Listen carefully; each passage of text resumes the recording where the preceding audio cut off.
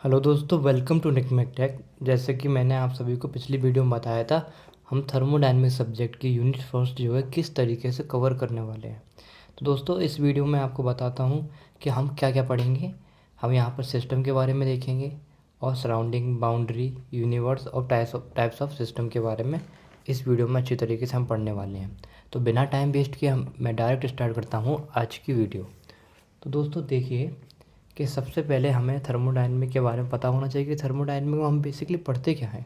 उसके बाद ही तो हम सिस्टम की बात कर पाएंगे। तो दोस्तों देखो, सबसे पहले थर्मोडायनेमिक को हम देखें तो आप सभी को ऑलरेडी पहले से पता है, कोई नई बात नहीं है। ये सबको आपको पता होगा कि थर्मोडायनेमिक में हम लोग हीट एंड वर्क की स्टडी करते हैं, ठीक है। और उसके इफ़ेक्ट जो पढ़ते हैं, जो भी इफ़ेक्ट है ना, उनके बारे में देखते हैं। तो देखिए, इसकी डेफिनेशन की अगर हम बात करें तो डेफिनेशन क्या होगी फिर, कि thermodynamic is the science of energy transfer. ये क्या है? Science of energy transfer. अब एनर्जी किस फॉर्म में ट्रांसफ़र हो सकती है दोस्तों? या तो हीट की फॉर्म में ट्रांसफ़र होगी या तो वर्क की फॉर्म में ट्रांसफ़र होगी, ठीक है। एंड इट्स इफ़ेक्ट, और उसके इफ़ेक्ट कहाँ कहाँ पड़ रहे हैं? प्रॉपर्टी ऑफ द सिस्टम, कौन सी प्रॉपर्टी के ऊपर उसके इफ़ेक्ट पड़ रहे हैं, इन सब चीज़ के बारे में हम लोग थर्मोडायनेमिक में पढ़ते हैं। तो ये तो सिंपल सी डेफिनेशन है थर्मोडायनेमिक की, और ये आप सभी को ऑलरेडी पहले से पता होगी, ये कोई नई बात नहीं है, ठीक है।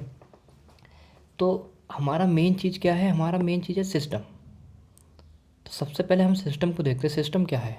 तो दोस्तों देखो, यहाँ पर हम लोग ने ये सिस्टम बनाया है, ठीक है। ये मान लो हमारे पास ये एक सिस्टम है और इस चीज़ के बारे में हम लोग जानना चाह रहे हैं, यानी कि इस चीज़ की हम स्टडी करना चाह रहे हैं। तो सिस्टम की सबसे सिंपल डेफिनेशन यही है कि whatever we want to study, जिस भी चीज़ के बारे में हम लोग पढ़ना चाहते हैं वो सिस्टम हो गया।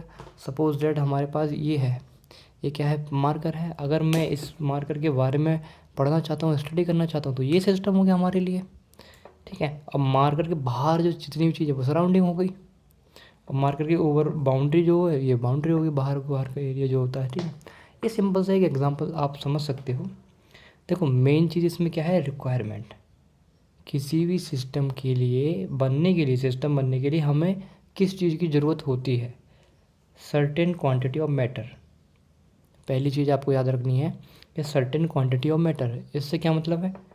कोई भी एक सर्टेन क्वांटिटी होनी चाहिए मैटर की, क्योंकि अपना यूनिवर्स के अंदर बहुत सारी मैटर्स, मतलब टेनी पार्टिकल से मिलकर बना है ना मैटर। तो कोई भी मैटर होना चाहिए, ठीक है। और ये नहीं कि मैटर है तो मैटर तो भाई पूरा बहुत ज़्यादा अमाउंट में होगा ना, हर जगह मैटर ही मैटर है अपने। आजकल आप अगर देखो अपने आसपास, हर जगह मैटर ही मैटर है। तो मैटर कैसा होना चाहिए? बाउंड्री उसकी फिक्स होनी चाहिए, यानी कि कुछ तो हो, बाउंड्री तो होनी ही चाहिए मैटर के अंदर। ये नहीं कि इतनी बड़ी बड़ी, मतलब बहुत सारा अगर हम फिक्स ही नहीं करेंगे तो हम किस चीज़ की स्टडी करेंगे? समझ रहे हो ना? तो बाउंड्री बहुत ज़रूरी है। तो सिस्टम में हमने क्या समझा कि whatever we want to study, हम जो भी हम लोग पढ़ना चाहते हैं वो सिस्टम हो गया हमारा। और सिस्टम के लिए रिक्वायरमेंट क्या क्या है, कौन सी चीज़ होनी चाहिए? पहली चीज़ certain quantity of matter, matter की थोड़ी बहुत क्वांटिटी होनी ही चाहिए, ठीक है। और ये नहीं कि बहुत सारी, मतलब वो कोई उसकी बाउंड्री ना हो, एक बाउंड्री होनी ज़रूरी है, ठीक। तो ये होता है हमारा सिस्टम। चलिए अब हम नेक्स्ट बाउंड्री की तरफ बढ़ते हैं। बाउंड्री होती क्या है? तो देखिए दोस्तों, यहाँ जो सिस्टम था, और सिस्टम को ये डिवाइड जो देख रहे हो, ये जो लाइन है ब्लैक ब्लैक्स, ये क्या हमारी बाउंड्री है, ठीक है। तो ये क्या कर रही है? सिस्टम और सराउंडिंग को सेपरेट ही तो कर रही है। तो ये हमारी बाउंड्री हो गई। अब इसको देखो मैंने किस तरीके से लिखा है वो देखिए, कि it is the contacting surface. ये कैसी सरफेस है? ये कॉन्टैक्टिंग सरफेस है विच separate the system from its surrounding, जो कि सेपरेट करती है सिस्टम को किससे? सराउंडिंग से, ठीक है।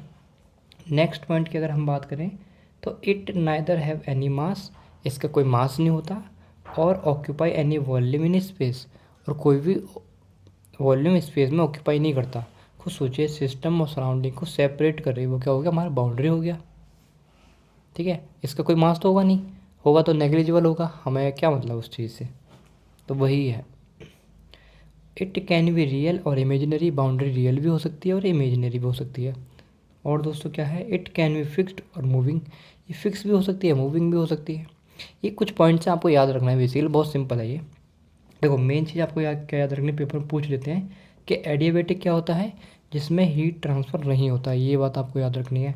और क्या याद रखना है, डाइथर्मिक। डाइथर्मिक क्या होता है, हीट ट्रांसफ़र इज पॉसिबल, जिसमें हीट का ट्रांसफ़र हो सकता है। ये सिंपल से टॉपिक्स थे, आपको याद रखना है। अगर हम सराउंडिंग की बात करें तो सराउंडिंग मैंने क्या बताया कि सिस्टम के बाहर जो भी चीज़ है वो सराउंडिंग में आती है, तो वही लिखा है देखो मैंने यहाँ पर, everything external to the system is called surrounding.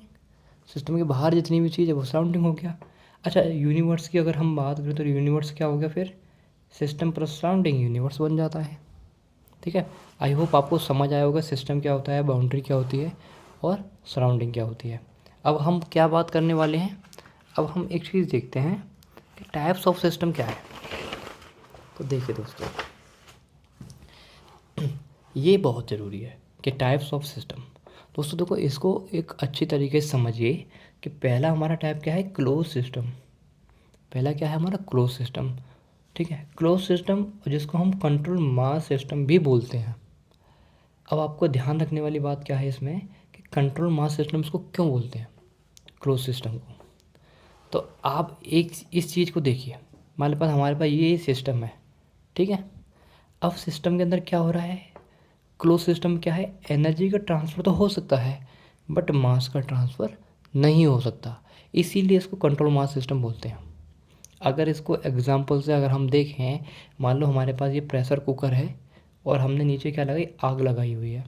ठीक है, और इसमें मैंने क्या कर दिया, कुछ ना कुछ क्या डाल दिया, पानी डाल दिया या फिर कुछ भी डाल दिया गर्म करने के लिए, दाल पका रहा हूँ, कुछ भी पका रहा हूँ।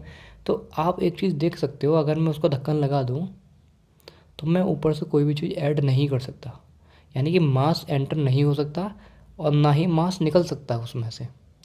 बट आपने देखा होगा हीट तो निकलती रहती है ना, तो वही चीज़ है यहाँ पर कि नो मास कैन एंटर और लीव द सिस्टम।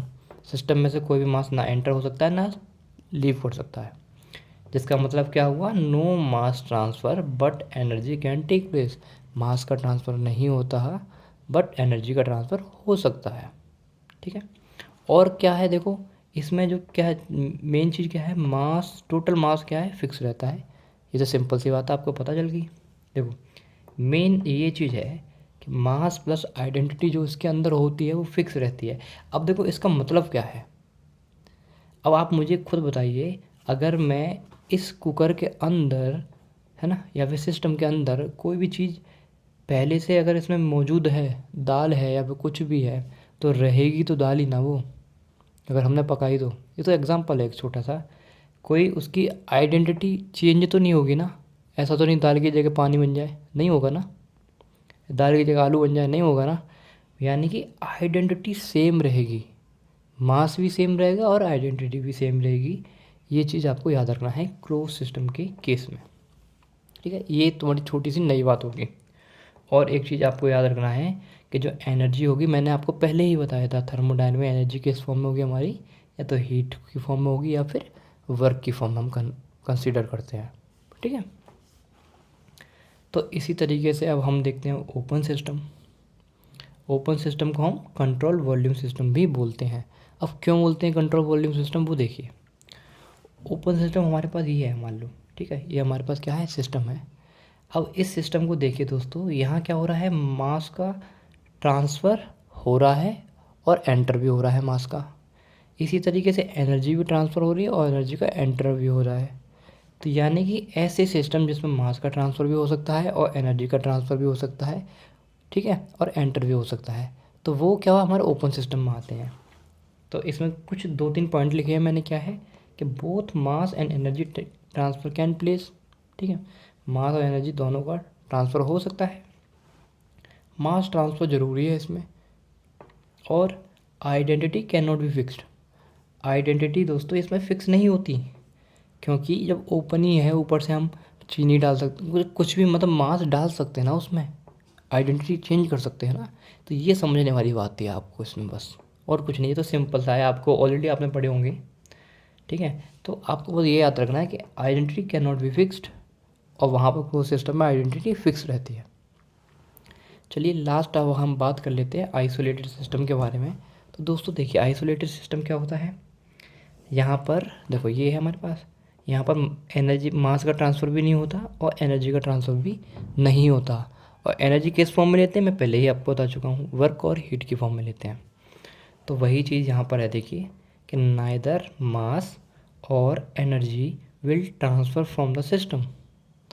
ठीक है, chemical reaction take place with in the isolated system. तो ये बहुत इंपॉर्टेंट चीज़ है कि मास और एनर्जी का ट्रांसफ़र तो नहीं हो रहा, बट केमिकल रिएक्शन तो हो सकती है ना। मान लो हमारे पास ये सिस्टम है, सिस्टम के अंदर कुछ भी हो सकता है ना, केमिकल रिएक्शन सिस्टम के अंदर तो हो सकती है ना। बाहर एनर्जी नहीं जा रही है, बाहर से कोई भी चीज़ अंदर नहीं आ रही है, बट जो सिस्टम के अंदर जो भी चीज़ ऑलरेडी प्रेजेंट है उनके अंदर केमिकल रिएक्शन हो सकती है ना विद इन द सिस्टम। ये इंपॉर्टेंट है आपको। अगर मैं इसमें एग्जांपल की बात करूँ तो थर्मोफ्लास्क हो गया। थर्मोफ्लास्क आपने देखा होगा, बोटल्स होती है जिसमें पानी वगैरह गर्म कर लेते हैं हम लोग, चाय वगैरह रख लेते हैं। ठीक है, तो थर्मोफ्लास्क आइसोलेटेड सिस्टम हम बोल देते हैं, बट परफेक्ट आइसोलेटेड सिस्टम नहीं होता।